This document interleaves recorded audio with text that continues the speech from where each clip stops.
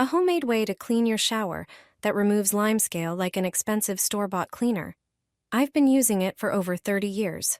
Start with dish soap, something everyone has at home. It easily breaks down grease, grime, and soap residue.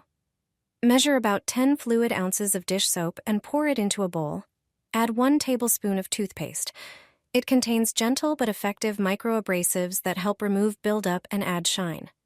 Next, pour in about 14 fluid ounces of vinegar. Vinegar works as a natural descaler, dissolving limescale, removing streaks, and restoring a smooth finish. To dilute the mixture, add 1 cup of water. Another key ingredient is baking soda. It boosts the cleaning power and helps tackle even stubborn dirt. Pour the mixture onto the shower tray and tiles, scrub thoroughly with a broom to reach every corner, then remove the excess liquid and dry the surfaces.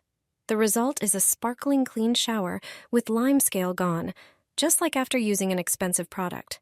This mixture also works well for cleaning the toilet. Simple and effective.